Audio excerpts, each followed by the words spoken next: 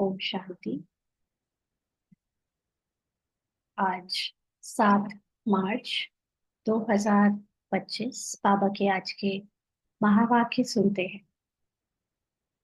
बाबा ने कहा, मीठे बच्चे, हाँ जी बाबा, यह अनादि अविनाशी बना बनाया ड्रामा है। इसमें जो सीन पास हुई वह फिर कल्प के बाद ही रिपीट होगी, इसलिए सदा निश्चिंत रहो। तो जब हमारा ये जो ह्यूमन माइंड है वो कई बार अपने रोल से सेटिस्फाइड नहीं होता है, सोचता है कि इस जीवन में जो याद है उसमें बहुत ज्यादा प्रिय घटनाएं नहीं हुई हैं।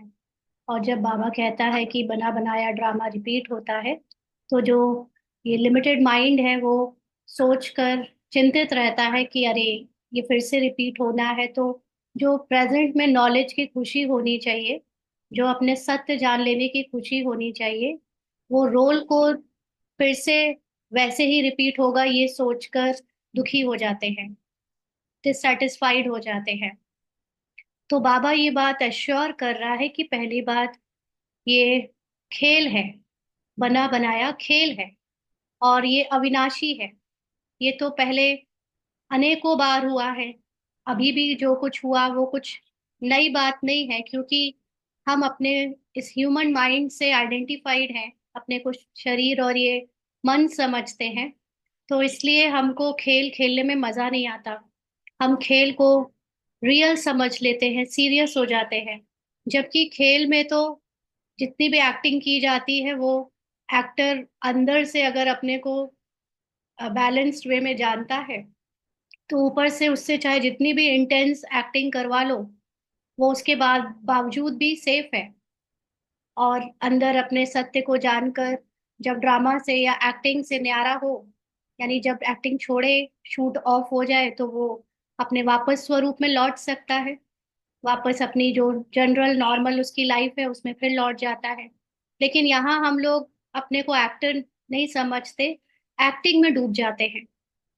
और एक्टिंग को रियल मानने के कारण जो सीन है, जो घटनाएं हैं, उसको सोचकर, पास्ट की घटनाओं को भी प्रेजेंट में सोचकर उसे प्रेजेंट बना लेते हैं, तो चिंतित हो जाते हैं। तो बाबा ये बात बता रहे हैं कि अभी वो कुछ भी रिपीट नहीं होगा।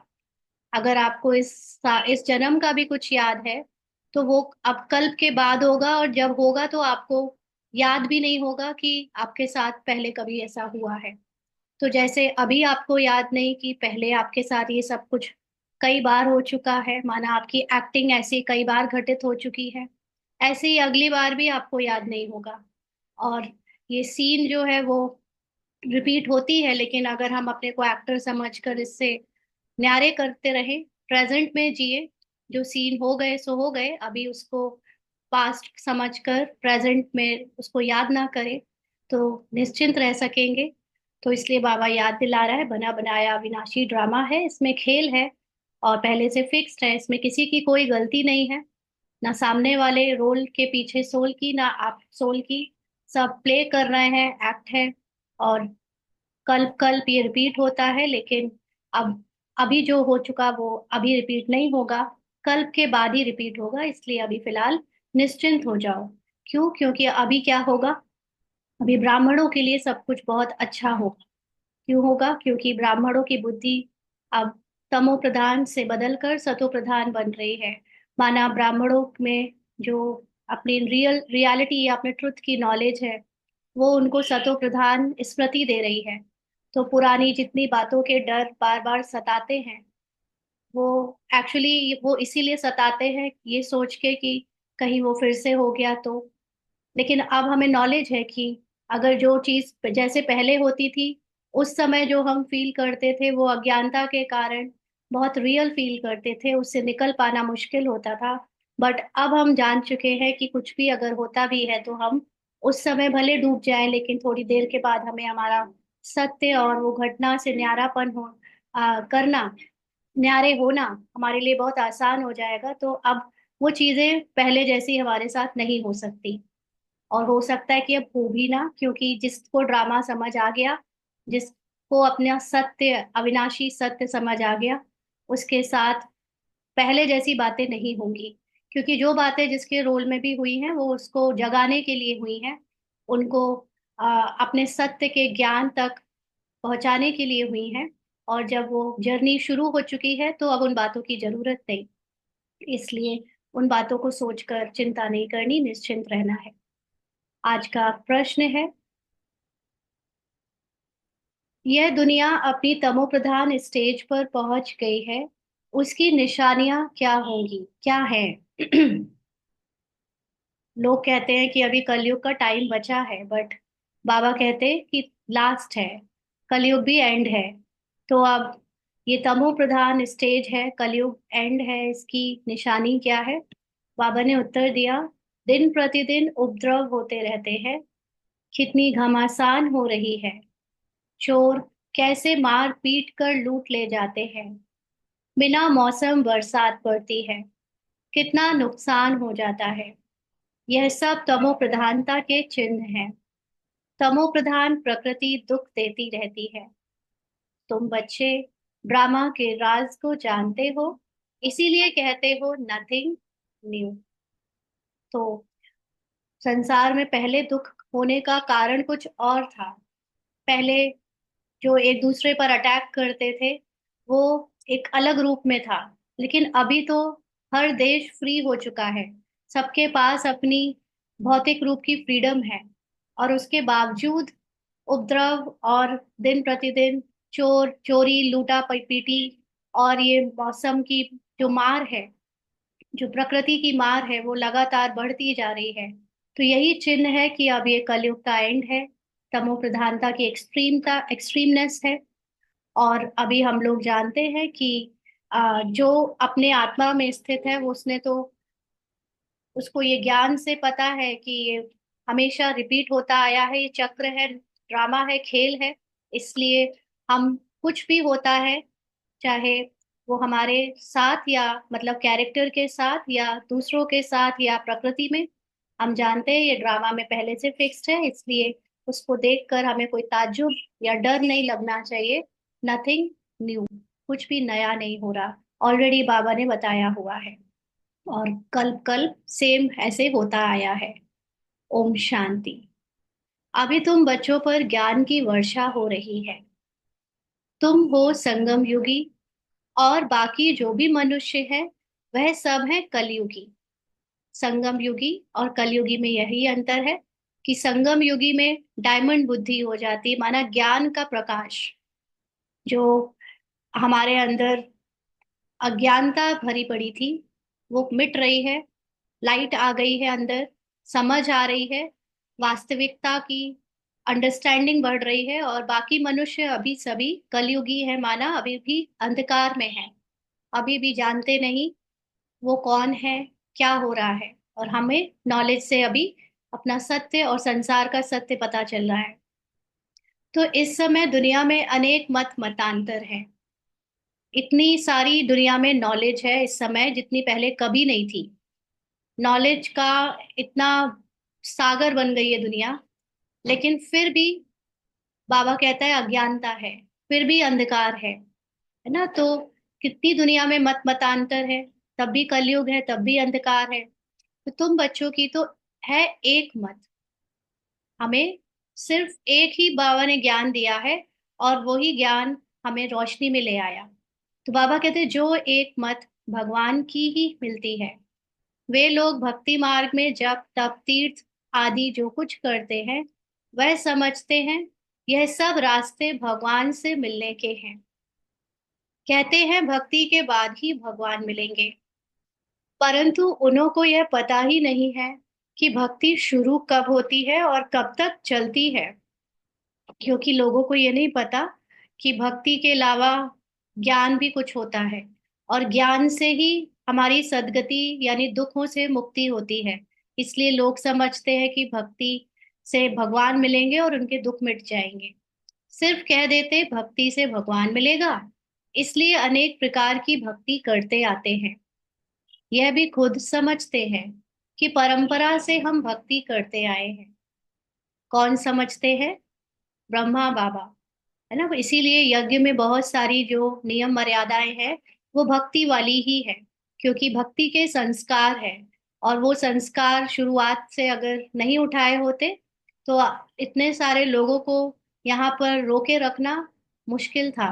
क्योंकि एकदम से वैसे भी सब लोग पहले बोलते थे कि ये लोग जैसे क्रिश्चियन हैं, हाँ, तो उनको अगर वाइट ड्रेस में अगर दिखाते कि वो भक्ति वाली चीजें नहीं कर रहे हैं, कुछ कुछ भोग लगाना वगैरह बहुत सारी चीजें ऐसी है जो भक्ति वाली, तो फिर बिल्कुल भी वो यहाँ पर रुक नहीं सकते थे, और ही ज्यादा विरोध होता।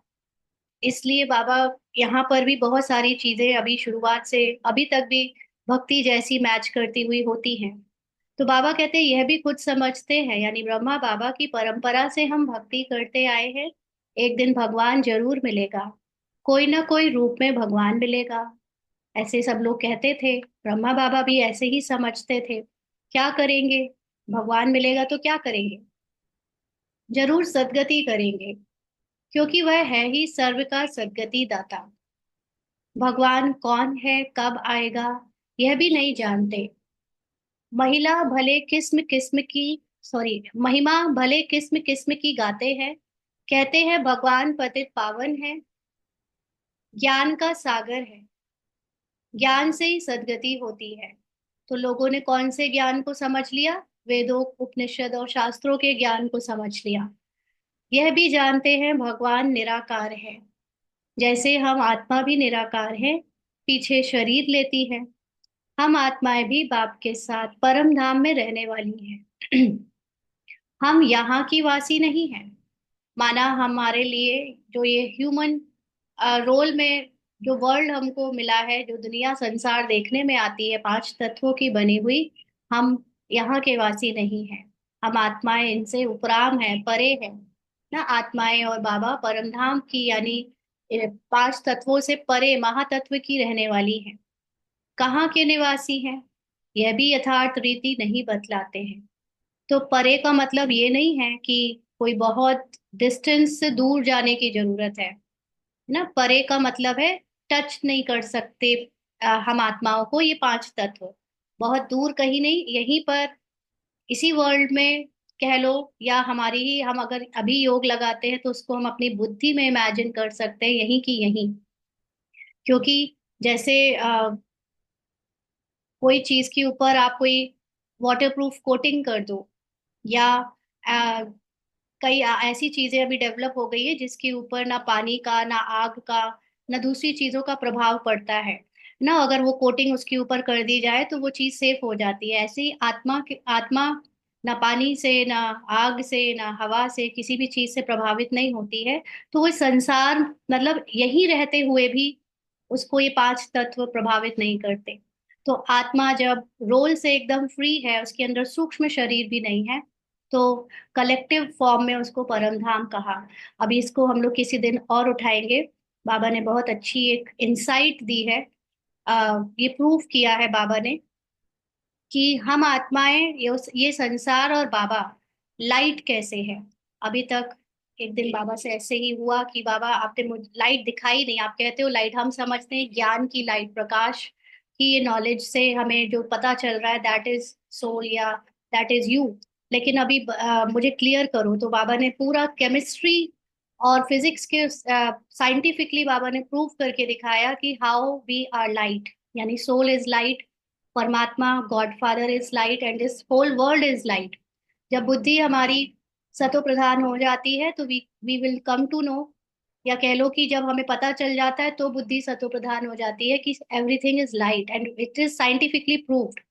तो ये चीजें हम किसी बाबा जब समझाएगा तो देखेंगे, क्योंकि समझ तो आ गया बट मे बी उसके लिए शब्द अभी उतने रिफाइंड तरीके से नहीं पता है, but sooner we will do it. तो बाबा कहते हैं कि हम अभी यहाँ के निवासी नहीं है, यानी आत्मा यहाँ की निवासी नहीं है। कहाँ के निवासी है, यह भी यथार्थ रीति नहीं बतलाते हैं। कोई तो समझते हैं हम स्वर्ग में चले जाएंगे। जब सीधा स्वर्ग में तो अब सीधा स्वर्ग में तो किसी को भी जाना नहीं है। स्वर्ग का मतलब जो दुनिया, जिस दुनिया में माइंड हर चीज सतो प्रधान क्रिएट करे, क्योंकि माइंड सतो प्रधान होता है इसलिए उसकी रचना यानी वर्ल्ड भी सतो प्रधान होता है। एवरीथिंग इज सो प्योर, हर चीज में पवित्रता होती है और ओरिजिनल होता है, और सुख शांति आत्मा के जो मौलिक गुण है उसी से ही दुनिया क्रिएट होती है। इसलिए वो खूबसूरत दुनिया होती है। तो वहां सीधे नहीं जा सकते। सीधे का मतलब एकदम हम कलयुग का पाप का रोल करते करते बस सतयुग में पहुंच जाएं, नो। उसके पहले बाबा ने कल भी बताया था कि सूक्ष्म वतन रचा जाता है। सूक्ष्म वतन तक जाना होता है, यानी अपने आप को पहले फरिश्ता बनाना होता है। थॉट से पहले माइंड को बाबा प्योर करता है। ये नॉलेज देकर माइंड को, कलयुगी माइंड या तमो प्रधान माइंड को पहले देवत्व दिखाता है, जगाता है, पॉजिटिव थॉट्स, सतो प्रधान थॉट्स क्रिएट करता है, सूक्ष्म वतन का फरिश्ता बनाता है, यानी सूक्ष्म संकल्पों से हमें एकदम इजी कर देता है, हल्का कर देता है पुराने बोझों से। और फिर सतयुग या स्वर्ग मिलता है, यानी फिर स्वर्ग की स्थिति में हम पहुंचते हैं, सतो प्रधान माइंड बनता है। तो फिर बाबा कहते, फिर कोई कहते ज्योति ज्योत में समा जाएंगे। यह भी रॉन्ग है ना, आत्मा का अस्तित्व खत्म हो जाएगा और परमात्मा में समा जाएगी, ये रॉन्ग है। आत्मा को विनाशी बना देते हैं, मोक्ष भी हो ना सके। जबकि कहते हैं बनी बनाई बन रही। तो यह चक्र फिरता रहता है। ये तो बना बनाया खेल है, इसके अंदर ही ये टाइम चलता है जब हमें नॉलेज मिलती है पूरे चक्र की, अपने सत्य की। बाकी समय तो सिर्फ हम खेलते हैं। बाकी समय ना तो हम खेल के नियम जानते हैं, ना हम खेल का आदि मध्य अंत जानते हैं, और ना ही हम अपने को जानते हैं। ये वो समय है संगम युग, जब हम खेल के नियम भी जान गए, अपने को भी जान गए, और जो भी हो रहा है उसको एज इट इज आदि मध्य अंत के रूप में, कहानी के रूप में पूरी नॉलेज से जान चुके हैं। तो बाबा कहते हैं हिस्ट्री ज्योग्राफी रिपीट होती है। जैसे कंगन ले लो, कड़ा ले लो, आप नहीं बता सकते कि कहाँ से स्टार्ट हुआ कहाँ से एंड। इसलिए ये जो चक्र है वो रिपीट होता रहता है। परंतु चक्र कैसे फिरता है ये नहीं जानते। ना चक्र को जानते ना ईश्वर को जानते। भक्ति मार्ग में कितना भटकते हैं। भगवान कौन है यह तुम जानते हो। भगवान को फादर भी कहते हैं तो बुद्धि में आना चाहिए ना। लौकिक फादर भी तो है, फिर हम उनको याद करते हैं तो फादर हो गए। लौकिक और पारलौकिक। उस पारलौकिक बाप से मिलने के लिए इतनी भक्ति करते हैं। वह परलोक में रहते हैं। निराकारी दुनिया भी है जरूर।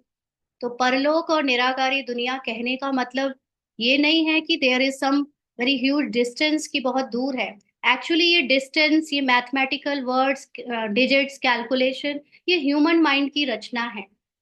बियॉन्ड ह्यूमन माइंड, या अभी हम लोगों ने उस दिन समझा, जाना था ना, एक भाषा मिली है अमेजोन के फॉरेस्ट की। वहां उस भाषा में डिजिट्स ही नहीं है, उस भाषा में कलर्स ही नहीं है। तो एक लौती एक भाषा है जिसमें नो डिजिट्स नो कलर्स। वो लोग कलर्स के लिए बस हल्का और डार्क यूज करते हैं, और डिजिट्स के लिए कम और ज्यादा। कोई 1 2 3 4 काउंटिंग नहीं है। तो ये हमारा जो ह्यूमन माइंड है, बस इसी ने ही ये डिस्टेंस और ये नंबर्स और फिगर्स और कलर्स और नेम एंड रूप ये सब डिजाइन किया है अपने अपने जीवन के लिए, माना ये ह्यूमन रोल को प्ले करने के लिए। Otherwise beyond this human world digits और नंबर्स की जरूरत ही नहीं है, ह्यूमन माइंड ही नहीं है वहां पर। तो इन सब की कोई जरूरत नहीं है। इसलिए जब परलोक कहते हैं या निराकारी दुनिया कहते हैं, दैट मीन्स कि व्हेन, जब हमारी स्मृति ऊपर की खत्म हो जाती है, ये रोल की, उसके मन की, संस्कार संकल्पों की सारी स्मृति जीरो हो जाती है, कोई सूक्ष्म शरीर नहीं रहता, तो वो निराकारी आत्मा, वो इस साकारी वर्ल्ड और निराकारी आत्मा के बीच में बहुत अंतर है। इसीलिए उसको ये समझ लिया कि वो जमीन आसमान का फर्क है। तो उसको डिस्टेंस से ह्यूमन माइंड ने कह दिया कि बहुत दूर है। बट कोई दूर की बात नहीं है यहाँ पर। यहाँ पर उन दोनों के बीच में कोई फिजिकल डिस्टेंस कैलकुलेट नहीं कर सकते, क्योंकि डिस्टेंस की बात ही नहीं है। ये नोइंग है, ये ज्ञान है कि आत्मा भौतिक तत्वों से परे है। इसलिए उसको परलोक कह देते हैं। तुम अच्छी रीति जानते हो मनुष्य जो कुछ करते हैं वह सब है भक्ति मार्ग। भक्ति माना अंधश्रद्धा, या देह भान में किए हुए चीजें जो अपने को शरीर समझ कर करे। रावण राज्य में भक्ति ही भक्ति होती आई है, ज्ञान हो ना सके। जितने भी वेद शास्त्र बने और पढ़ाए गए, बनते समय तो फिर भी उनमें कुछ आत्मा का ज्ञान राइट था, लेकिन उसको सुनाते हुए जितनों ने भी सुनाया वो देहभान में सुनाया, इसलिए वो भक्ति ही हो गई। और ज्ञान तो जो सत्य ज्ञान है आत्मा का, वो हो नहीं सकता। भक्ति से कभी सदगति नहीं हो सकती। सदगति माना दुखों से मुक्ति। क्योंकि ड्रामा में ये खेल ऐसे ही चलेगा, हमेशा रहेगा। और केवल नॉलेज से ही दुखों से मुक्ति पाई जा सकती है, क्योंकि जो ये खेल है उसमें सुख और दुख दोनों पार्ट है। कोई कहे कि दुख का पार्ट ही मिटा दो, विच इज नॉट पॉसिबल। कोई भी पिक्चर या इंटरटेनमेंट हम देखते हैं तो उसमें दोनों चीजें होती है, तब वो कंप्लीट मानी जाती है। सिर्फ हंसना हंसना हंसना, अगर हर मूवी ऐसी बना दी जाए तो लोग बोर हो जाए। थोड़ा सा रोना, थोड़ा सा हंसना, थोड़ा सा गुस्सा करना, सारा मसाला मिक्स होता है तो उसको कहते हैं पूरी कंप्लीट पैकेज था, सब कुछ था उसमें। तो ऐसे ही ये संसार में सब कुछ है, लेकिन जब नॉलेज से हम जान जाते हैं कि वो जो सब कुछ में दुख और अशांति का पार्ट है, वो रियल नहीं है। उसको हम रियल ना समझे, हम एक्टर उसको सिर्फ देख रहे हैं, प्ले कर रहे हैं बस, तो आपको सदगति मिल जाती है। माना आप उसको, उससे बाहर अपने आप को महसूस कर सकते हो, अप्रभावित रह सकते हो। इसको सदगति कहते हैं। और फिर सतयुग में तो रोल भी पूरा चेंज हो जाता है। तो सदगति करने वाले बाप को याद करते हैं तो जरूर वह कभी आकर सदगति करेंगे। तुम जानते हो यह बिल्कुल ही तमो प्रधान दुनिया है। सतो प्रधान थे, अभी तमो प्रधान है। कितने उपद्रव होते रहते हैं, बहुत घमासान हो रही है। अभी सभी देख रहे हैं वर्ल्ड लेवल पे। अब हर कोई बोल रहा है पॉलिटिकली बहुत अनस्टेबल है वर्ल्ड, कभी भी कुछ भी हो सकता है।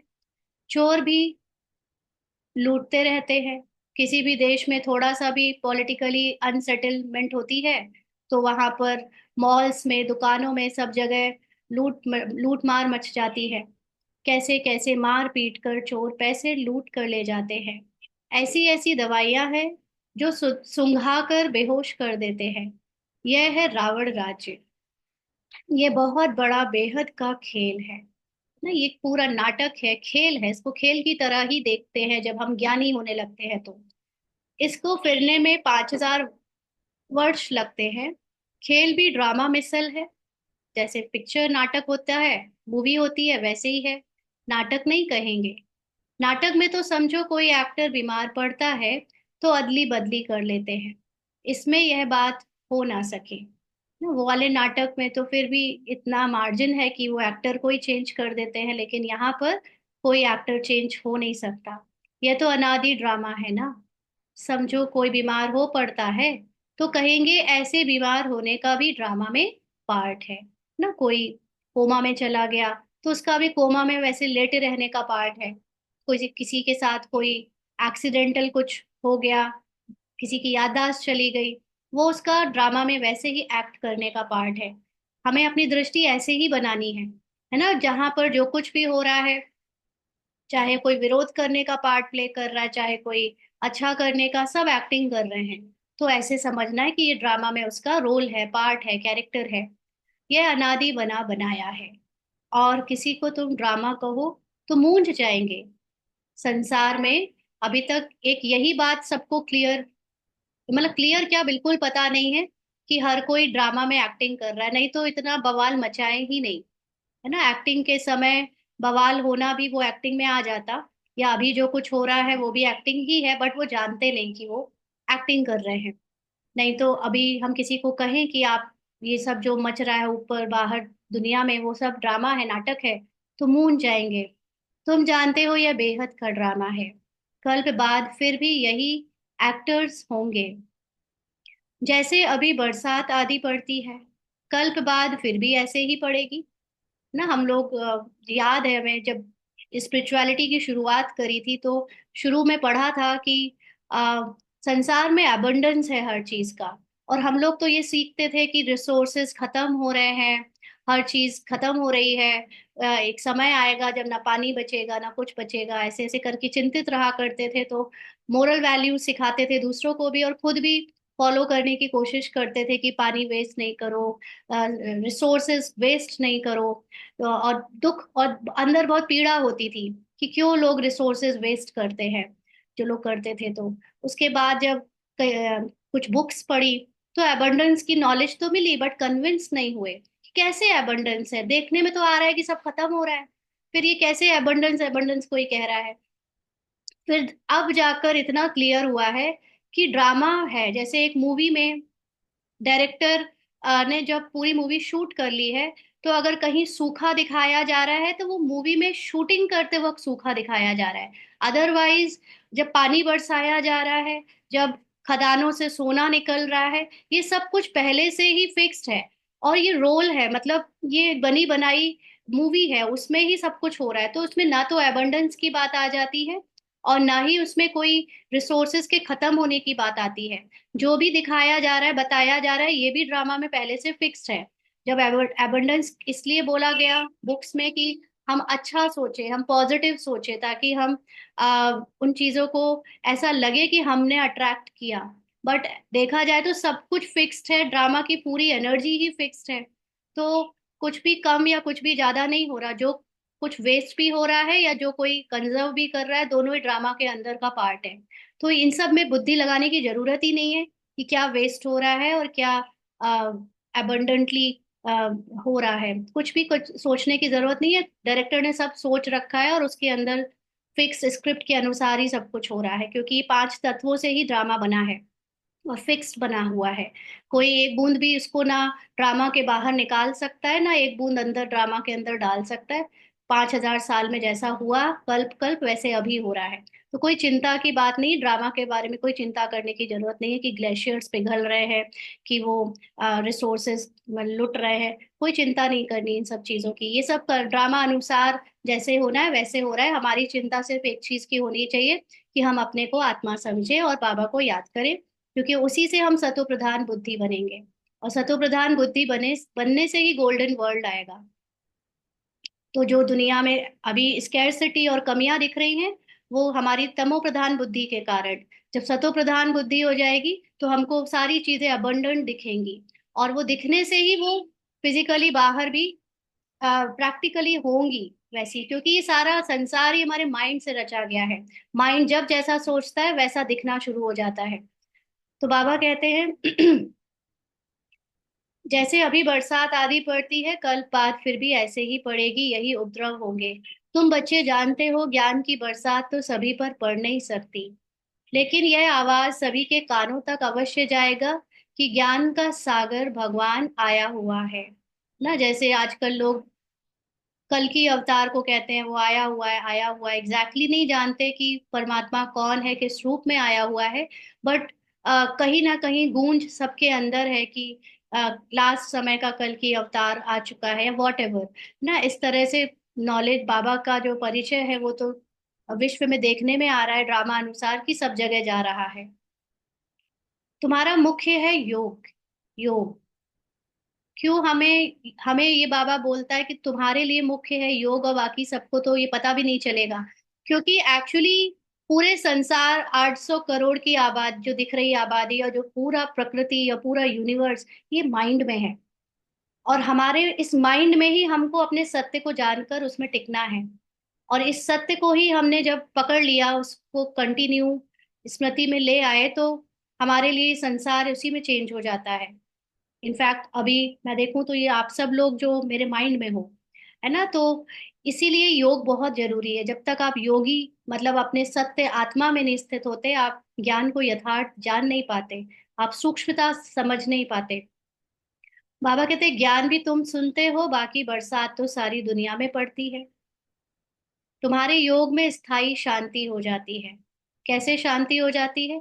जब सब कुछ मेरे माइंड का ही खेल है, तो मैं फिर बाहर किसी चीज से प्रभावित ही नहीं होती हूँ।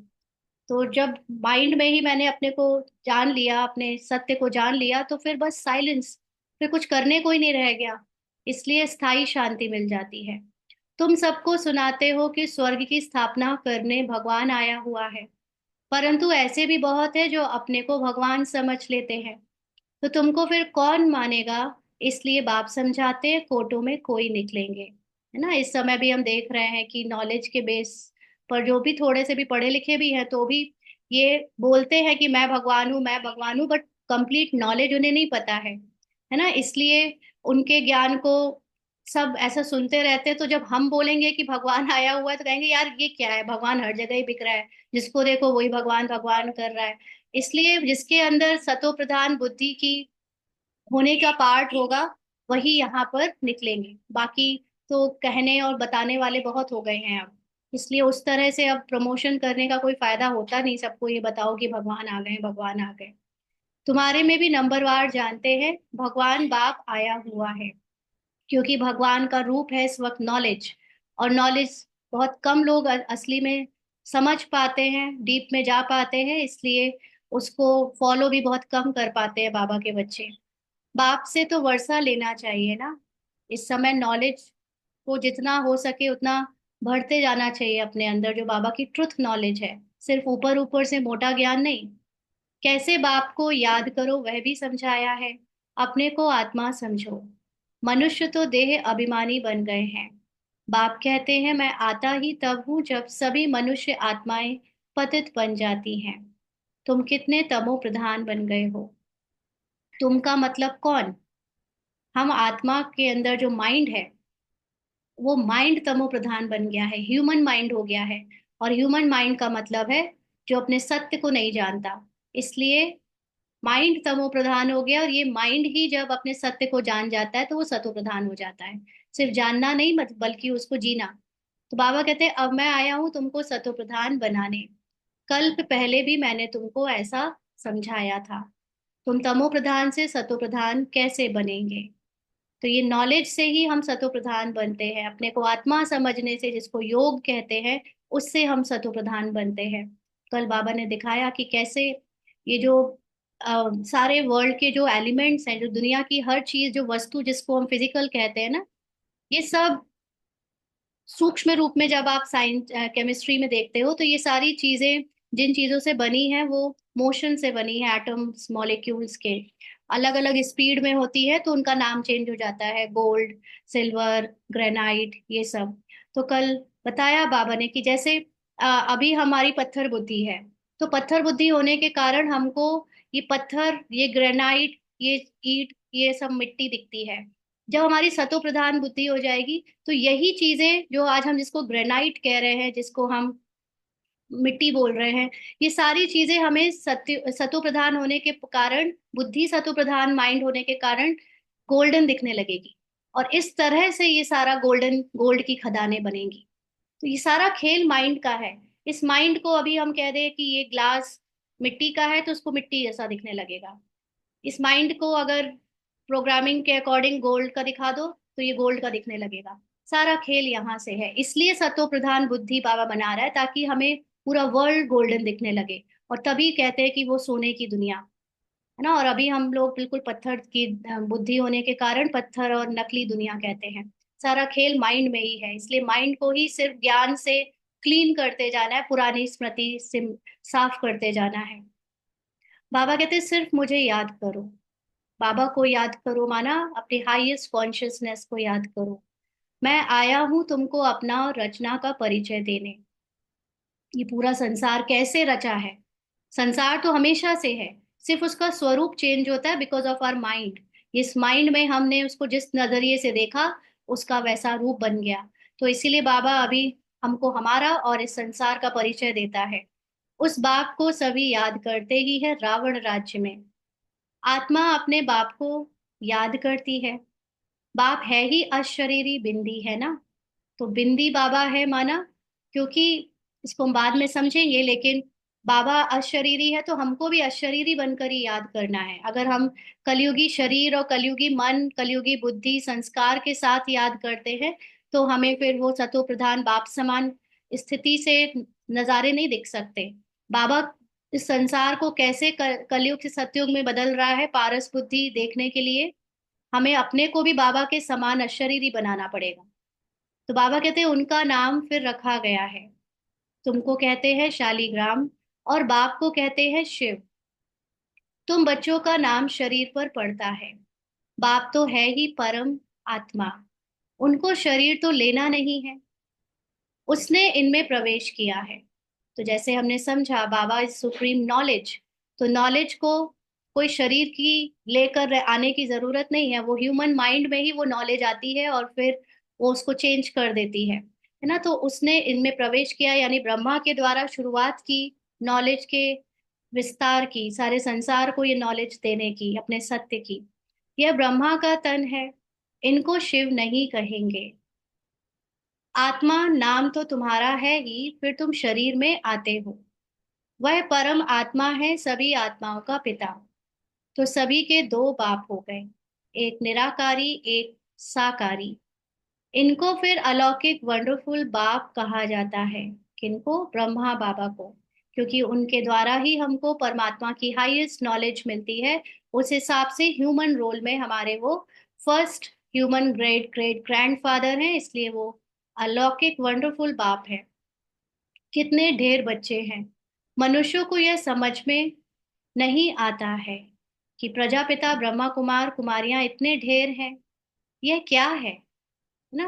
हम बाहर वालों को तो बिल्कुल नहीं आता, और देखा जाए तो हम जो हैं ब्रह्मा कुमार कुमारियां, उनको भी एग्जैक्टली नहीं पता कि हम यहाँ क्या है, क्या कर रहे हैं, या और क्या करना चाहिए, है ना। तो ये मोटा मोटा पता चल गया है। हाँ, यहाँ आते हैं, ड्रेस बदलते हैं, मुरली सुनते हैं, अमृत वेला योग करने के लिए बैठते हैं, ड्रिल्स करते हैं, लेकिन जो ज्ञान की सूक्ष्मता से हमको क्या बनना है, क्या सोचना है, ये तो बहुतों को नहीं पता। तो बाबा कहते किस प्रकार का यह धर्म है, बाहर वाले सोचते हैं, है ना। क्योंकि बहुत सारे लोग कहते हैं क्रिश्चियन है, क्योंकि व्हाइट साड़ी व्हाइट ड्रेस पहनते हैं, वो समझ नहीं सकते। तुम जानते हो यह कुमार कुमारी प्रवृत्ति मार्ग का अक्षर है ना। माँ बाप कुमार और कुमारी, मतलब पेरेंट्स और बच्चे और बच्चियां। भक्ति मार्ग में तुम याद करते हो तो तुम मात पिता हम बालक तेरे कहते हो। अभी तुमको मात पिता मिला है, तुमको अडॉप्ट किया है। किससे अडॉप्ट किया है? नॉलेज से, ज्ञान से। सतयुग में अडॉप्ट नहीं किया जाता है, वहां एडॉप्शन का नाम नहीं। यहाँ फिर भी नाम है। वह है हद का बाप, यह है बेहद का बाप। बेहद की एडॉप्शन है, यानी आत्मा के द्वारा आत्माओं की एडॉप्शन है। यह राज बहुत ही गुह्य समझने लायक है। जब तक हम आत्मा की गुह्यता को नहीं जानेंगे, हमें समझ नहीं आएगा ये अडॉप्शन होता कैसे है, क्या मतलब है इसका। तुम लोग पूरी रीति किसी को समझाते नहीं। पहले पहले अंदर कोई आते हैं, बोलो गुरु का दर्शन करने आए, बोले अगर वो कि गुरु का दर्शन करने आए हैं, तो तुम बोलो कि यह कोई मंदिर नहीं है। बोर्ड पर देखो क्या लिखा हुआ है। ब्रह्मा कुमार कुमारियां ढेर हैं। यह सब प्रजा पिता के बच्चे हो गए। प्रजा तो तुम भी हो, है ना। ये डेमोक्रेसी है, उस हिसाब से प्रजा तो बाबा के बच्चे भी, और वैसे संसार में भी उस डेमोक्रेसी होने के, मतलब भारत में डेमोक्रेसी के होने कारण हम भी प्रजा है। भगवान सृष्टि रचते हैं, ब्रह्मा मुख कमल द्वारा हमको रचा है। हम है ही नई सृष्टि के, तुम हो पुरानी सृष्टि के। माना नॉलेज से अभी अभी हमारी दृष्टि, हमारी सृष्टि बदल गई, और तुम पुराने विचार वाले, पुरानी सोच वाले, पुराने अपने को शरीर समझने वाले हो, इसलिए पुरानी सृष्टि के हो।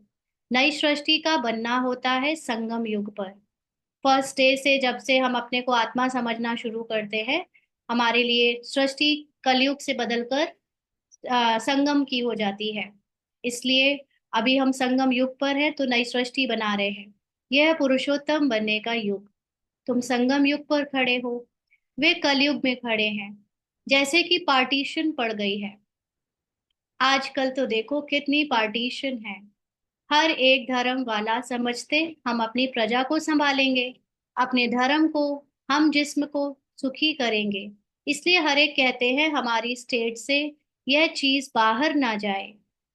आगे तो राजा का सारी प्रजा पर हुक्म चलता था। राजा को माई बाप अन्नदाता कहते थे। अभी तो राजा रानी कोई है नहीं, अलग अलग टुकड़े हो गए हैं। कितने उपद्रव होते रहते हैं। अचानक बाढ़ आ जाती है, भूकंप होते रहते हैं। यह सब है दुख का मौत। अभी 1 मिनट के लिए अशरीरी होकर बाबा को याद करेंगे।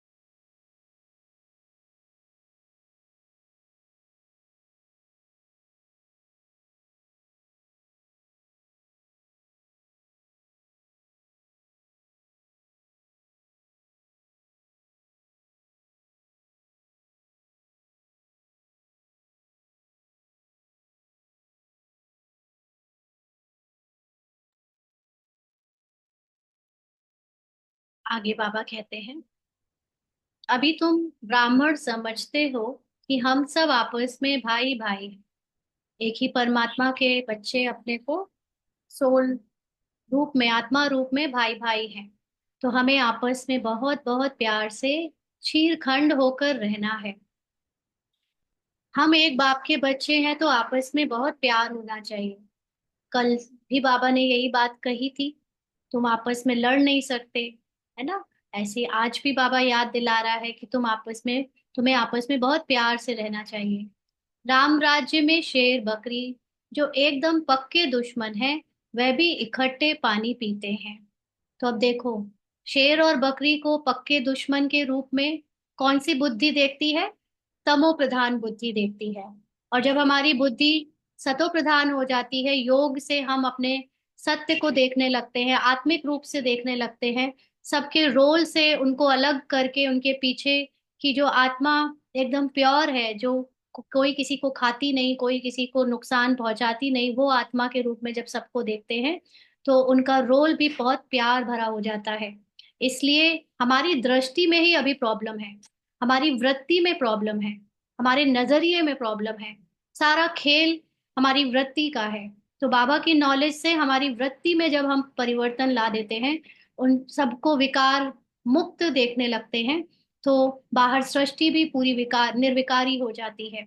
तो इसीलिए जब राम राज्य का मतलब है, जब शेर बकरी जो कि तमो प्रधान बुद्धि से एकदम दुश्मन है, वो भी वहां पर सतयुगी, जिसको हम सतयुग तो बाद में कहेंगे, पहले वो इतने प्यार से रह रहे हैं इसलिए सतयुग बोल रहे हैं, है ना। तो हम सबके अंदर जब कलेक्टिवली सोल कॉन्शियस होने लगता है, विकार से हम अपने आप को अलग कर लेते हैं, न्यारा कर लेते हैं, डर भय और दुश्मनी जैसी चीजें सब समाप्त हो जाती हैं, एक दूसरे के रोल को देखकर ईर्ष्या द्वेष निंदा ग्लानि करना बंद कर देते हैं, तो हमारी वृत्ति से ही संसार में परिवर्तन आ जाता है।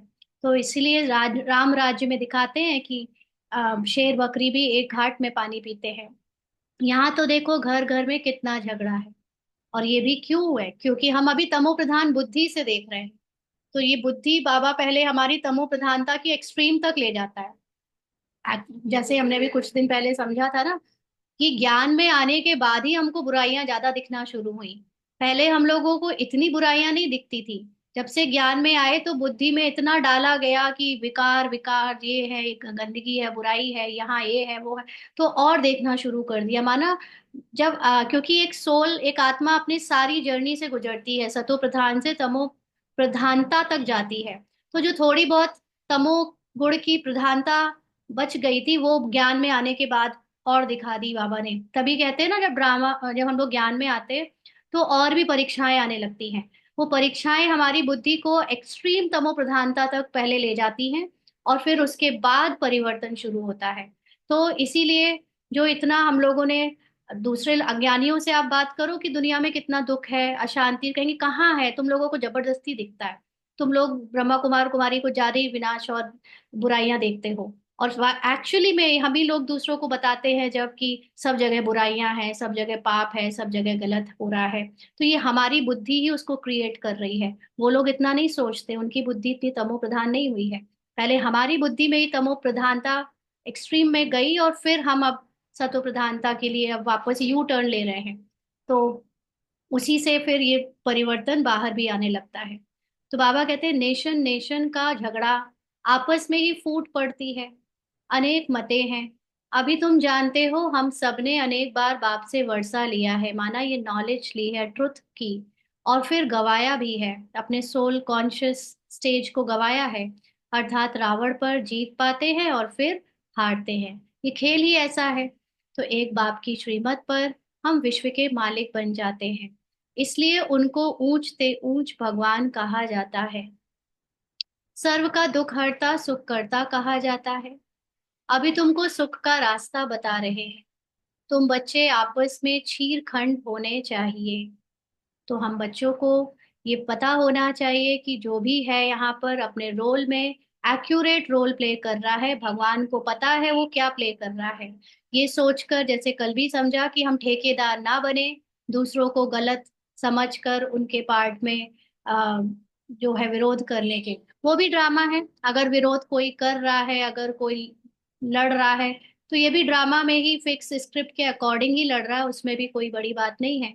बट फिर भी एक बाप का रोल में ये एक्टिंग करने का डायलॉग है कि तुम बच्चे आपस में छीर होने चाहिए। तो दुनिया में आपस में सभी हैं लून पानी, क्योंकि हम बीकेज हैं, हम ब्राह्मण्स हैं, दुनिया वाले हमें देख रहे हैं, और हम उनसे ये कहते हैं कि हमको एक ही भगवान पढ़ाता है, हमारी एक धर्म एक राज्य की स्थापना हो रही है, हम सब एक ही चीज को फॉलो करते हैं। तो वो कम से कम ये तो दिखने में तो आए कि ये लोग इतने प्यार से रहते हैं। इसलिए दुनिया तो लड़ रही है, बट हमारे बीच में वो तनाव, वो लड़ाई नहीं होनी चाहिए। एक दो को मारने में देरी नहीं करते दुनिया के लोग। तुम ईश्वरीय औलाद तो चीर खंड होने चाहिए ना, कितने प्यार से रहना चाहिए। तुम ईश्वरीय संतान देवताओं से भी ऊंच ठहरे, क्योंकि इस समय हमको बाप मिला है। हम ऑर्फन थे पहले, अभी हम लोग उसके बच्चे बने हैं, तो देवताओं से भी ऊंचा भाग्य है। तुम बाप के कितने मददगार बनते हो।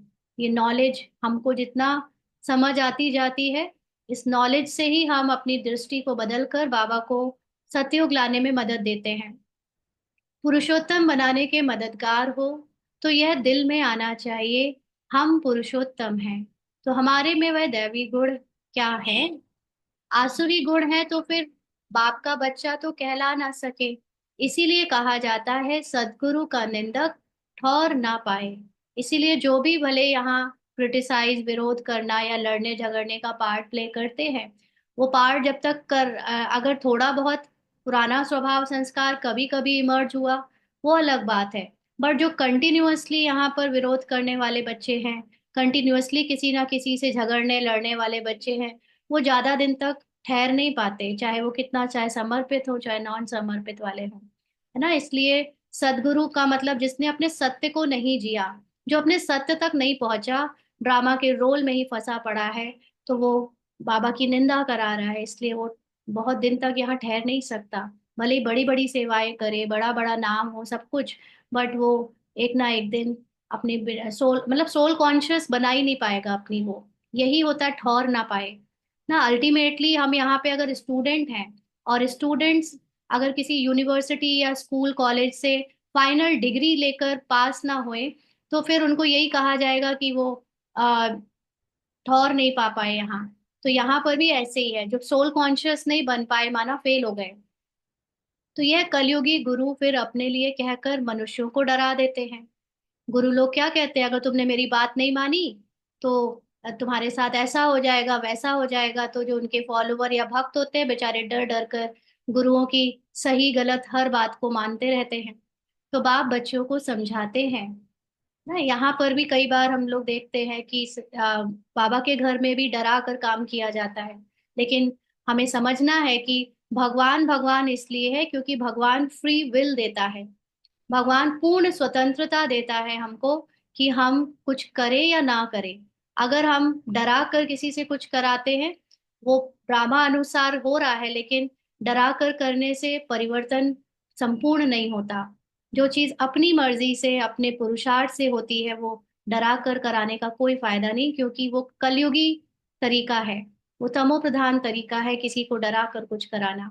तो ये जो खुद सतो प्रधान बनने की पढ़ाई कर रहे हैं, वो तमो प्रधान वेपन्स यूज करें, मतलब वो सतो प्रधान बन नहीं सकते। तो बाप बच्चों को समझाते हैं, सपूत बच्चे वह हैं जो बाप का नाम बाला करते हैं, क्षीरखंड होकर रहते हैं। बाप हमेशा कहते हैं क्षीरखंड बनो, लून पानी होकर आपस में लड़ो झगड़ो नहीं। तुमको यहाँ क्षीरखंड बनना है, और ये नहीं देखना है दूसरा क्या कर रहा है।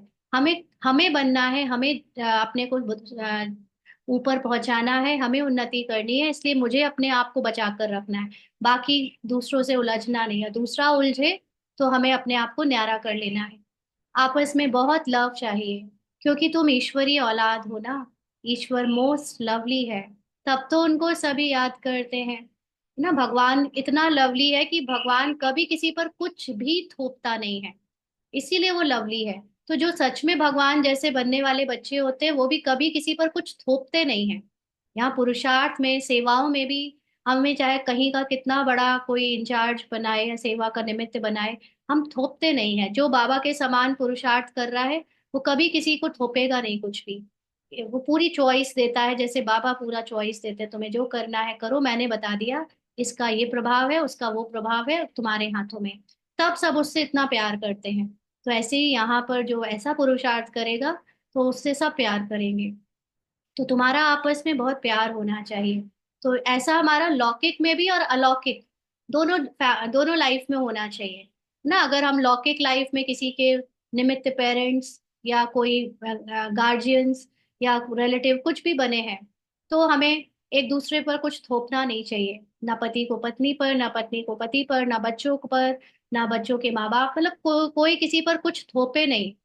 ऑलवेज फ्री विल, जिसको जो करना है वो करे। हम आत्मिक रूप में अगर किसी को समझानी दे तो दे, अदरवाइज सब ड्रामा अनुसार एक्यूरेट पार्ट अपने आप बजाएंगे। जो कोई भी जो कुछ भी बजा रहा है वो ड्रामा अनुसार बजा रहा है। उसको उस चीज के लिए परेशान होकर टोक कर अपनी खुद की साइलेंस से दूर ना हो जाए, खुद की स्थिति से भटक ना जाए।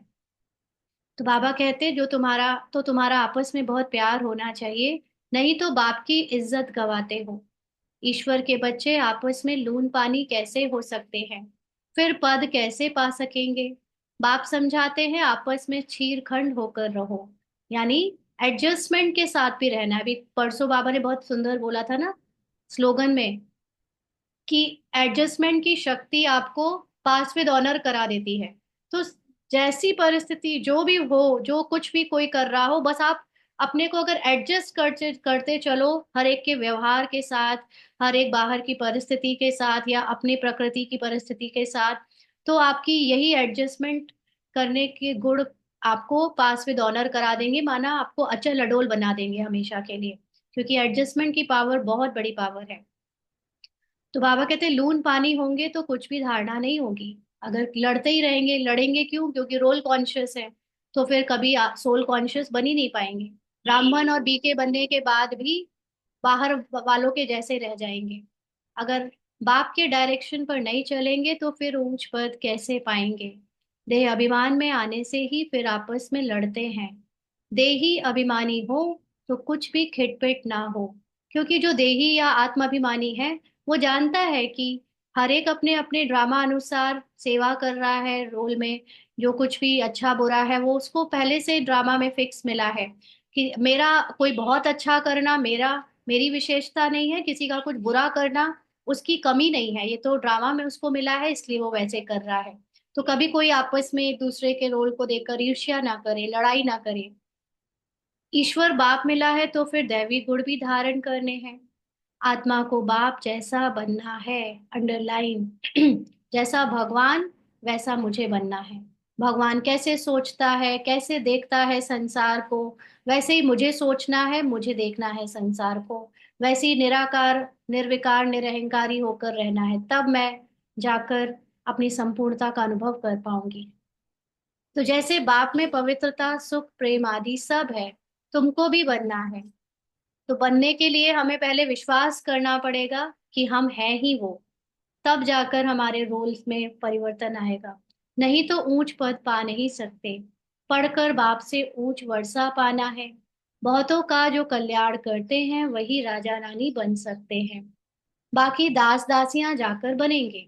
तो बहुतों का कल्याण करने के लिए बाहर सेवा कर कर, भाग कर, एक दूसरे की सेवा छीन कर, एक दूसरे से ईर्ष्या द्वेष निंदा ग्लानि कर कर कल्याण करने से राजा रानी नहीं बनेंगे ना। बहुत सारे लोग इस लाइन को ऐसे ले लेते हैं कि हम कितनी सेवाएं कर ले, यहाँ भी जाएं वहां भी जाएं, कितनों को परिचय दें।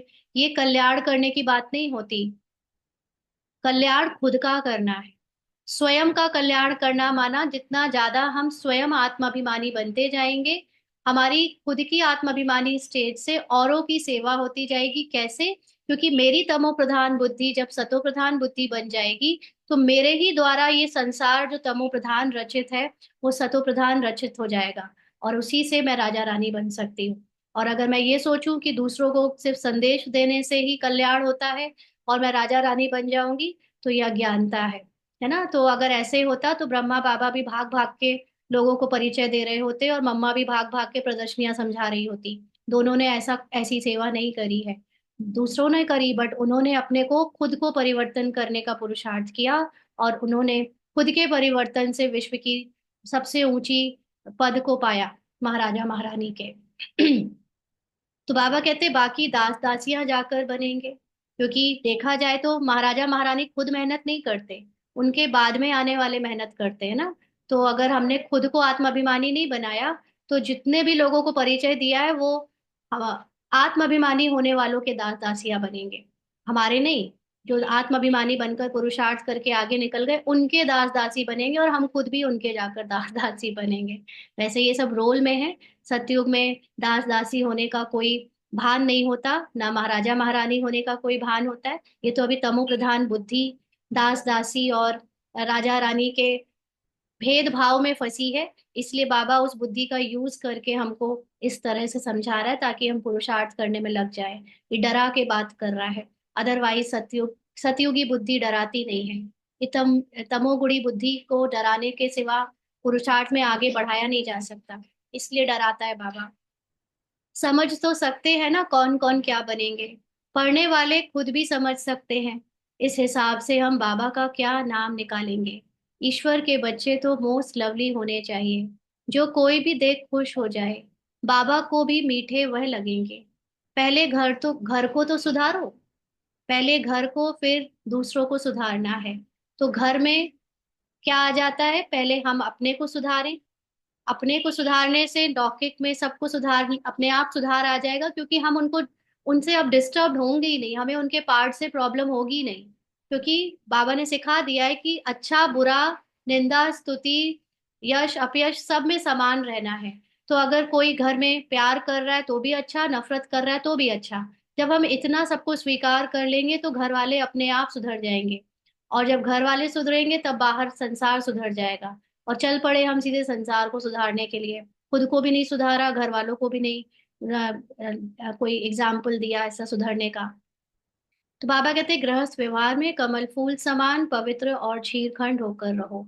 इसलिए जो लोग जिनको गृहस्थी का रोल मिला है और जिनको समर्पित होने का रोल मिला है, उसमें ये अंतर है कि समर्पित वालों के लिए वो जितनी हजारों को संदेश देने की सेवा कर रहे हैं, उतना ही अगर कोई घर में रहते हुए अपने घर वालों से पूर्ण संतुष्ट होकर अपने कर्मों से अपने परिवर्तन से सबको संतुष्ट कर ले, तो दोनों के नंबर सेम है। सेम क्या है, बल्कि ज्यादा है, क्योंकि घर गृहस्थी में रहते हुए कमल फूल समान रहकर सबको पवित्र बना दिए और खुद भी पवित्र बन गए, यानी डिटैच्ड हो गए, न्यारे हो गए, उनके नंबर ज्यादा होंगे, क्योंकि उन्होंने धारणा करी है। और सिर्फ संदेश दे देकर हम यहाँ वहां भागकर भाषण करके नाम करके बहुत नाम कमा लिया है, लेकिन परिवर्तन अंदर से धारणा हुई नहीं, तो हम फेल हो जाएंगे या पीछे रह जाएंगे। इसलिए इससे फर्क नहीं पड़ता बाहर हम क्या कर रहे हैं, कितनी सेवा कर रहे हैं, अंदर कितना परिवर्तन हुआ है और उस परिवर्तन से कितने दूसरे लोग बदले हैं, उससे नंबर मिलते हैं। बाबा कहते कोई भी देखे, घर गृहस्थी वालों से कहते कोई भी देखे तो कहे, ओहो यहाँ तो स्वर्ग लगा पड़ा है। अज्ञान काल में भी बाबा ने खुद ऐसे घर देखे हैं। 6-7 बच्चे शादी किए हुए सब इकट्ठे रहते हैं, सब सवेरे उठकर भक्ति करते हैं, घर में एकदम शांति लगी रहती है। यह तो तुम्हारा ईश्वरीय कुटुंब है। हंस और बगुला इकट्ठे तो रह नहीं सकते, तुमको तो हंस बनना है। तो हंस का मतलब ये नहीं कि हम लौकिक वालों को अज्ञानी समझकर, अपवित्र और विकारी समझकर उनसे दूरी बना लें, किनारा कर लें। नहीं, हमें बुद्धि में हंस बुद्धि रखनी है, माना हमें सबकी विशेषता देखनी है, बुराई नहीं देखनी मोटे मोटे रूप से जो फिजिकल रोल में है। और देख और इस और एक्चुअली सूक्ष्म में हंस बनने का मतलब होता है कि मुझे सबकी आत्मा को देखना है, मुझे किसी के रोल को नहीं देखना है। तो जैसे हंस पानी में से दूध में से पानी अलग कर देता है, वैसे ही यहाँ पर हम आत्माएं हंस मतलब रोल में से सोल को अलग करके सोल को देखें। पत्थर में से जो वो होते हैं रत्न होते हैं, वो निकाल कर अलग करें। तो हर आत्मा अपने आप में एक रत्न है, उसका रोल पत्थर भले है लेकिन वो पीछे से एक रत्न है, उसको देखें। तो ऐसे अपने अंदर हंस को रखें तो बाहर ईश्वर परिवार भी हमारा ईश्वरी कुटुंब बन जाएगा। लेकिन अपने अनुभव से जैसे हम बता सकते कि जब आप ज्ञान में शुरू में आते हो तो बाबा तमो प्रधानता की एक्सट्रीम में ले जाता है आपकी बुद्धि को, ताकि यू टर्न ले सके, परिवर्तन कर सके। तो स्टार्टिंग में जब आप धारणाएं करते हो तो घर में बहुत तूफान आते हैं, लड़ाई झगड़े होते हैं, क्योंकि आप अपनी जब जीवन शैली को, सोच को बदलना शुरू करते हो तो दूसरे जो बगुला बुद्धि हैं उनको बहुत फर्क भी पड़ता है, और ड्रामा अनुसार वो आपके पुरुषार्थ को आगे बढ़ाने के लिए आपका विरोध करते हैं ताकि आप आगे और बढ़ो। तो उस अशांति को, उस कुछ टेम्परली जो परिवर्तन घर में आते हैं लड़ाई झगड़े के, उससे देखकर विचलित ना हो, क्योंकि वो थोड़े दिनों के बाद जब आप अपनी तपस्या में अडिग रहोगे, आप अपने जो भी परिवर्तन है उसको कंटिन्यू रखोगे, तो फिर उनके अंदर भी अ, उस चीज को लेकर एक्सेप्टेंस आ जाएगी और फिर घर घर में शांति होने लगती है। तो इस तरह से हमें अपने ईश्वर घर को, कुटुंब को ईश्वरी कुटुंब बनाना है। लून पानी होने से बाबा राजी नहीं होगा। कोई ये सोचे कि लड़ झगड़ कर हम बस हमेशा के लिए बाहर आ जाए, नहीं, हमको अपने आप को बदल कर जो है उससे बाहर निकलना है। बाप कहेंगे तुम कितना नाम बदनाम करते हो, अगर चीर खंड होकर नहीं रहेंगे तो स्वर्ग में ऊंच पद पा नहीं सकेंगे, बहुत सजा खाएंगे। बाप का बनकर फिर अगर लून पानी होकर रहते हो तो 100 गुना सजा खाएंगे। ये सजा खाने का मतलब है यहाँ पर पश्चाताप में चले जाएंगे। और पश्चाताप में कौन जाएगा? जैसे कल इवनिंग की क्लास में हमने समझा था कि जब हम अपने को रोल समझ लेते हैं तो हम उसका रोल से किए गए कर्मों को भोगने लगते हैं, उसके अच्छे बुरे में फंस जाते हैं। तो अगर रोल में हमारे कुछ किसी के साथ कुछ उथल पुथल हुई, ड्रामा अनुसार, हिसाब किताब अनुसार, तो हम अगर वो रोल अपने को समझ लेंगे, वो लून पानी करने वाला कैरेक्टर समझ लेंगे, तो 100 गुना सजा खाएंगे। माना उसकी, उसके भोगना में उसके खुद को फील करेंगे कि मैं, मुझे मिल रही है, मैंने किया। जबकि अपने को बाप का बच्चा समझेंगे, आत्मा समझेंगे, तो उससे न्यारे हो जाएंगे, डिटैच होकर अपने रोल को देखेंगे, प्रभावित नहीं होंगे। फिर तुमको साक्षात्कार भी होते रहेंगे कि हम क्या पद पाएंगे। अगर आप अपने को कैरेक्टर समझते रहोगे तो आपको हमेशा ये साक्षात्कार होगा, मतलब अपने अंदर से फीलिंग आएगी कि यार मैं तो जब देखो लड़ता हूँ, या मैं तो दुखी हो जाता हूँ, या मैं तो हमारे घर में अशांति होती रहती है। अगर कैरेक्टर समझा तो आप समझोगे कि आप दास दासी बनोगे। और अपने को आत्मा समझा और कैरेक्टर से न्यारा समझा, कैरेक्टर में चाहे कितना भी विरोध और माया के रूप में उल्टी सीधी चीजें दिखाएं, बट अगर अपने को आत्मा समझा तो आपको खुद साक्षात्कार होगा, मतलब अपने अंदर अनुभव होगा कि नहीं, मैं ऊंचा पद पाने वाला हूँ। ये अंतर है साक्षात्कार में कि हम अपने को क्या समझते हैं उससे पद पाएंगे। अच्छा, मीठे मीठे सिकीलदे बच्चों प्रति माता पिता बाप दादा का याद प्यार और गुड मॉर्निंग। रूहानी बाप की रूहानी बच्चों को नमस्ते।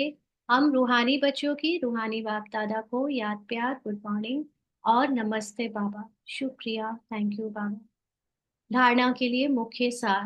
पहला पॉइंट, सदा ध्यान रहे हम ईश्वर के बच्चे हैं, हमें मोस्ट लवली होकर रहना है, आपस में कभी भी लून पानी नहीं होना है। एक चीज तो गांठ बांध ले कि सबका रोल अपना अपना है, और रोल के पीछे जो सोल है वो निर्दोष है, इसलिए रोल को सहन करने की शक्ति हमको अपने अंदर पानी है, क्योंकि संपूर्णता का मतलब ही है कि अच्छा और बुरा दोनों को इक्वल भाव से स्वीकार करना। अगर कोई अच्छा कर रहा है या कोई बुरा कर रहा है, अगर हम उसके बीच में अंतर करेंगे कि हम ये चाहेंगे कि बुराई उसकी बदलकर अच्छाई में हो जाए, तो भी हम संपूर्ण नहीं बन सकते। क्योंकि भगवान संपूर्णता में तभी है क्योंकि उसने संसार को अच्छे और बुरे दोनों में स्वीकार किया हुआ है। और अगर हम भी भगवान समान समझते हैं खुद को, तो हमें भी लोगों की अच्छाई और बुराई को समानता से स्वीकार करना है। जब हम बुराई को भी स्वीकार कर लेते हैं तो फिर हम उनसे लून पानी, यानी उनको टोकना रोकना, उनसे लड़ना झगड़ना बंद कर देते हैं, क्योंकि वो भी हमें दिखाने के लिए कि तुम सिर्फ अच्छाई नहीं, तुम बुराई को भी स्वीकार करो। इसलिए हमारे जीवन में वो सब लोग हैं जो बुराई दिखाने के निमित्त बने हैं। पहले अपने को सुधारना है, फिर दूसरों को सुधारने की शिक्षा देनी है। तो अपने को क्या सुधारना है? ये नहीं कि हम गुस्सा ना करें, कि हम शांत रहें, कि हम प्यार से बोले, ये वाला ऊपर से रोल को सुधारोगे तो दिखावा हो जाएगा, छल हो जाएगा। मेन है सुधारने का मतलब, पहले हम अपने अंदर की कमी कमजोरियों को भी स्वीकार करें, अपनी अच्छाइयों को भी स्वीकार करें, क्योंकि वो दोनों मेरे रोल में है, कैरेक्टर में है। एक अच्छा एक्टर वो जो अपने कैरेक्टर को प्यार करे, वो चाहे अच्छा है चाहे बुरा है। दोनों ही चीजों से जब मुझे प्यार हो जाएगा, तो मुझे दूसरों की भी दोनों चीजों से प्यार हो जाएगा। दोनों की कमियों से, दूसरों की भी कमी और उनकी विशेषताओं से भी।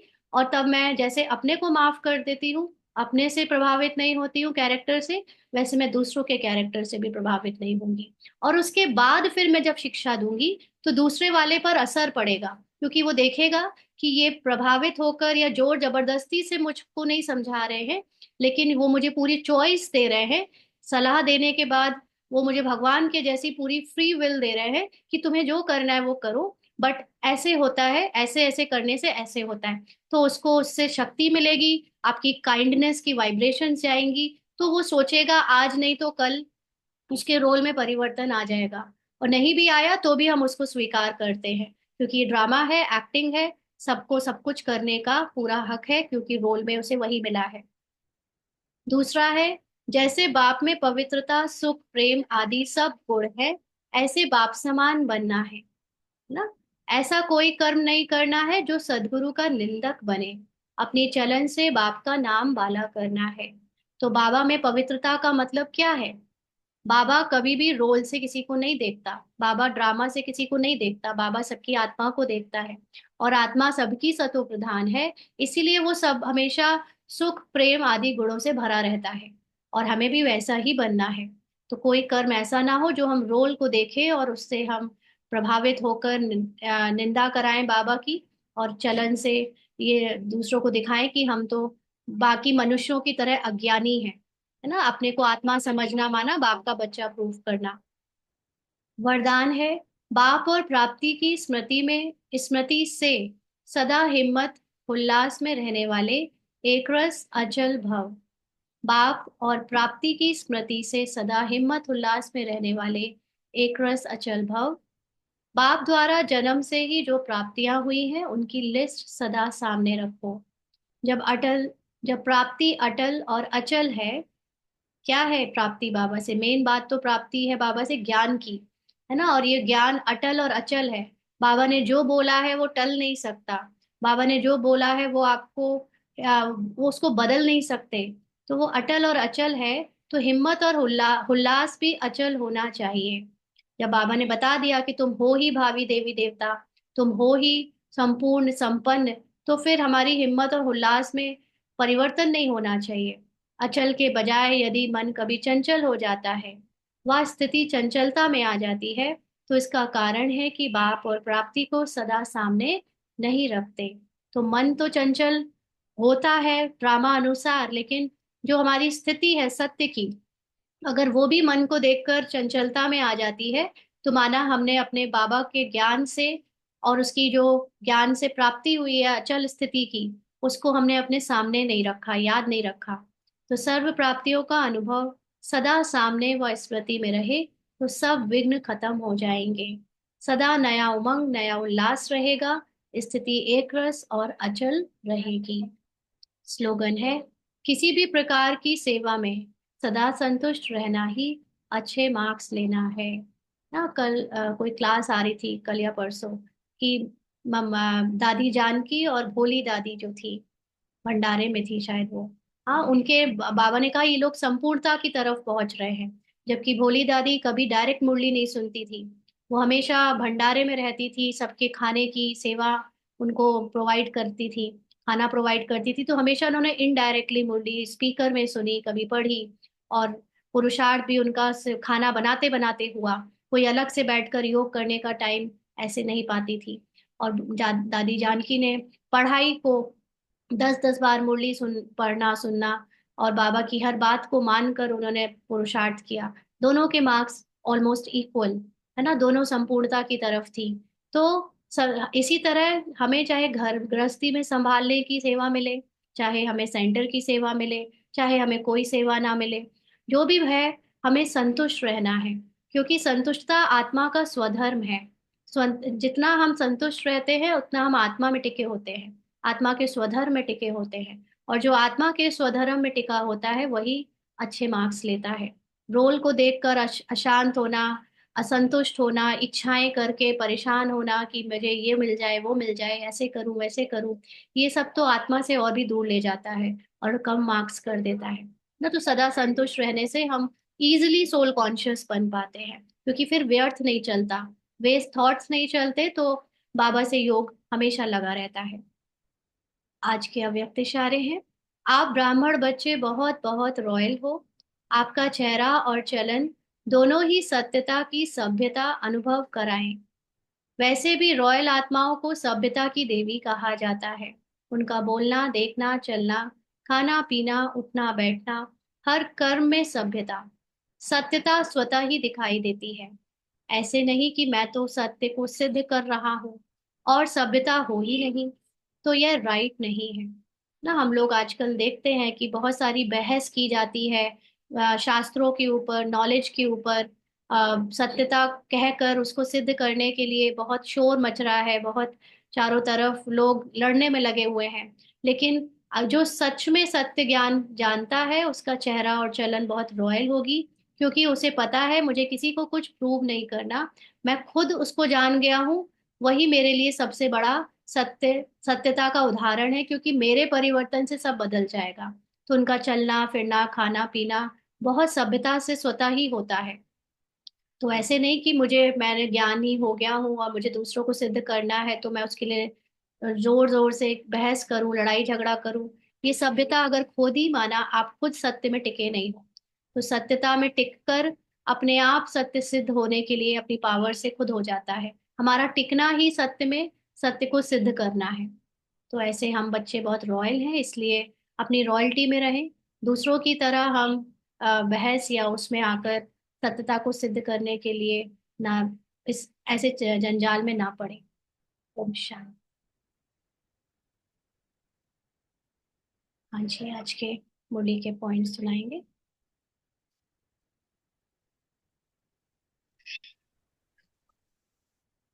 जी। ओम शांति सिस्टर। हाँ जी। ओम शांति। आज बाबा ने कहा आत्मा को बाप जैसा बनना है।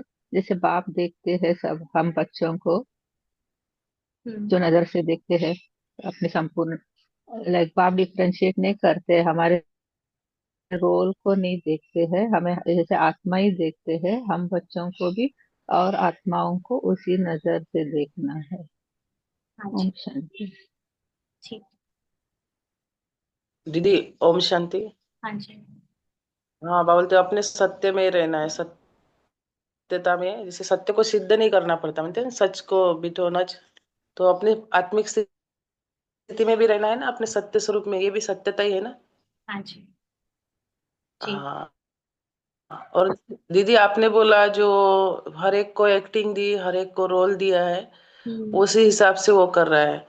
जैसे एग्जाम्पल के ड्राइवर को मालूम भी है कि एक्सीडेंट हो सकता है, वो मोबाइल में है, एक्चुअली स्टोरी बता रही है सच, हम्म। मोबाइल में कुछ देख रहा है और धड़क से गाड़ी का एक्सीडेंट हो रहा है, धड़क जाती है गाड़ी, वो नहीं करना चाहिए, उसको मालूम है, तो भी वो मोबाइल में।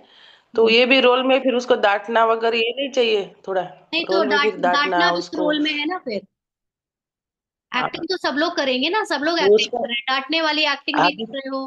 पुलिस आ गई तो पुलिस वाली भी एक्टिंग हो रही है, फिर वो सामने से अगर मान लो धड़की नहीं लेकिन सामने दूसरी गाड़ी से एक्सीडेंट हुआ तो सामने वाला आकर फिर आपको दो चार सुना रहा है, तो वो भी एक्टिंग है, सब एक्टिंग है। Everything, every second is acting happening.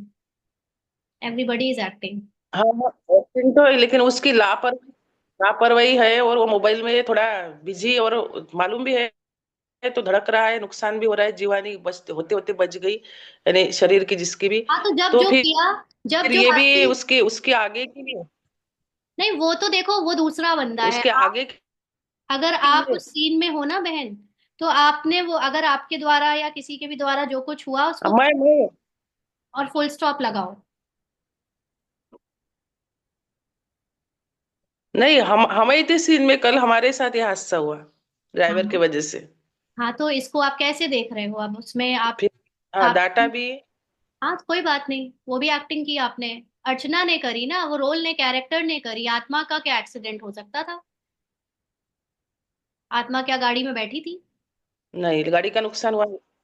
हाँ, तो गाड़ी का नुकसान हुआ, भुगतान गाड़ी के 1 लाख की हो गई, हाँ, तो कोई बात नहीं, ये सब ड्रामा ऐसे में हुआ। कोई बात नहीं, ये 1 लाख रुपया तो क्या वही वही बोले। है, सब कुछ नहीं है, ये सब चीजें एक्टिंग है। हाँ हाँ आपको हाँ। आपको देखना है नहीं।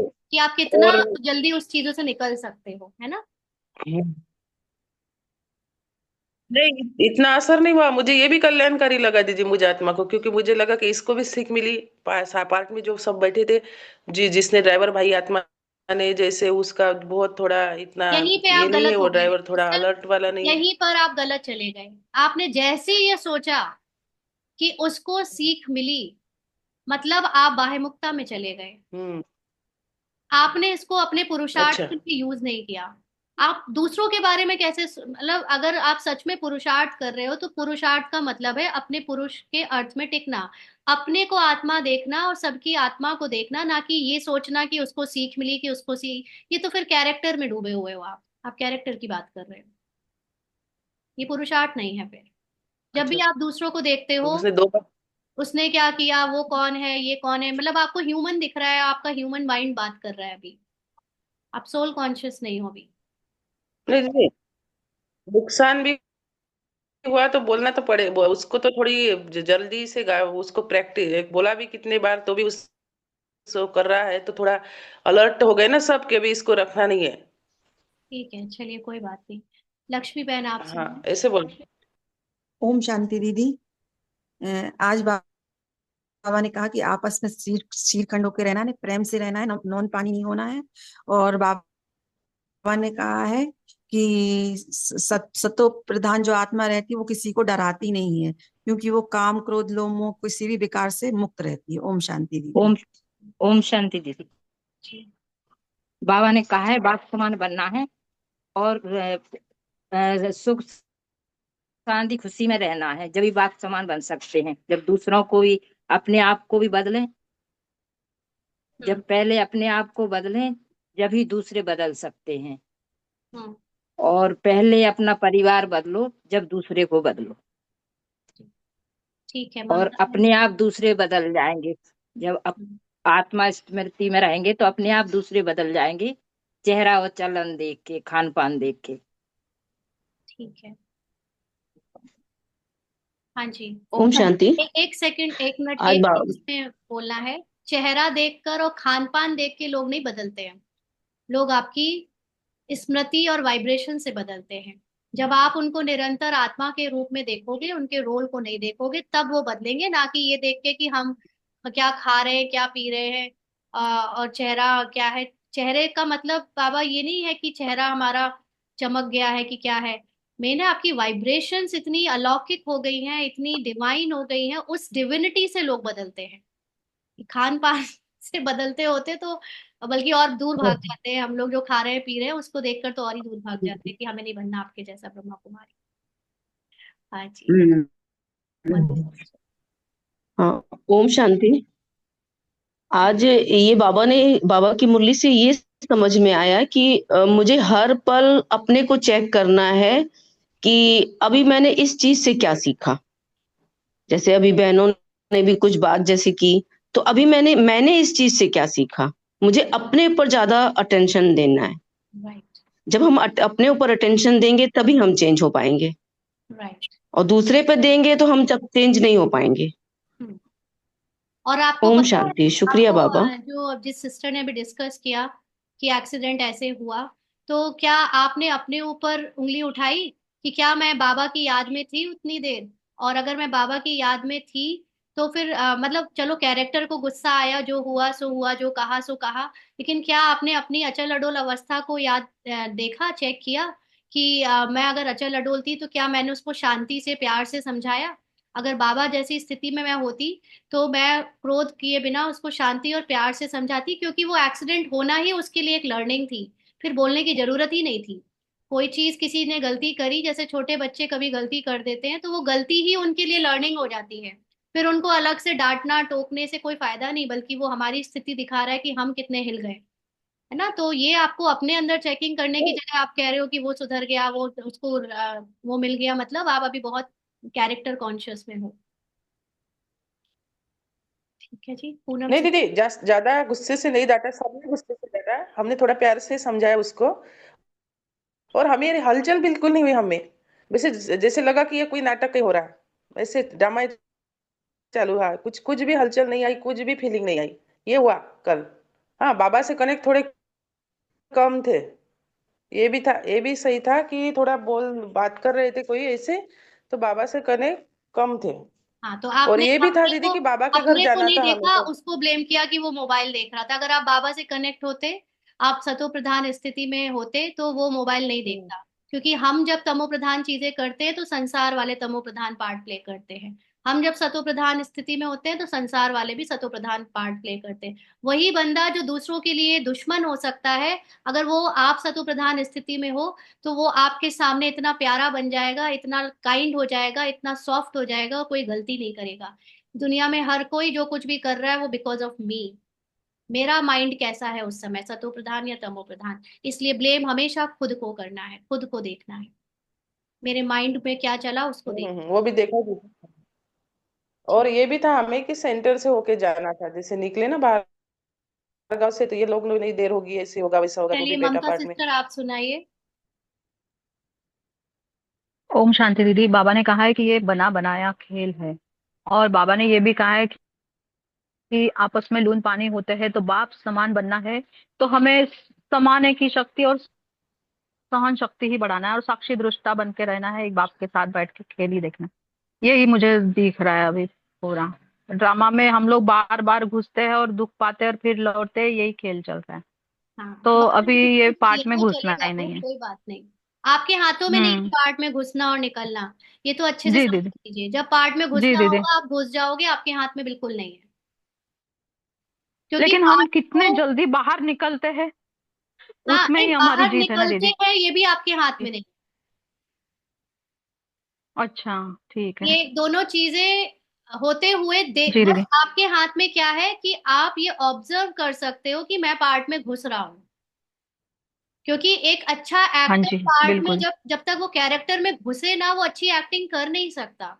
तो अगर आपकी एक्टिंग में मान लीजिए किसी हम्म। को प्यार करना, मोह देना, बेटे को मोह देना चल रहा है, तो वो आप उसके, जब तक आप माँ की लेवल पे घुसोगे नहीं तब तक आप उसको अच्छे से प्यार और मोह करोगे नहीं। लेकिन आपको अंदर से पता चल रहा हो कि मैं मोहित हो हम्म। रही हूँ, मैं उससे शारीरिक मतलब एक एज अ मदर आइडेंटिटी से उससे प्यार में डूब रही हूँ, तो वो जो अटेंशन है डूबने वाला, वो आपको रखना है। बाकी जब डूबना है तो वो डूबेगा ही रोल में, क्योंकि जी जी। कैरेक्टर को अच्छे से प्ले किया ही तब जाता है जब डूबा जाता है ना। आपके हाथ में सिर्फ अटेंशन रखना है, हाँ आप जी। उसको बदल नहीं सकते। जी। जी दीदी। सूर्यवंशी भाई। ओम शांति बहन जी। हाँ। आज बाबा ने ड्रामा के बारे में बताया कि ड्रामा का अच्छी तरह से ज्ञान है, जो कुछ भी सीन आता है वो पास हो जाता है। इस वास्ते अपन केयर फ्री रहना है। हम्म। और तो चिंता में रह गए तो कुछ भी नहीं कर सकते, ज्यादा गलतियां हो सकती है। हम्म। तो, ड्रामा एक ढाल है अपने को ये करने की, क्योंकि वो पहले से फिक्स्ड है। तो राइट। खुश रहो, हम्म। ऐसा बाबा ने। ओम शांति। ठीक।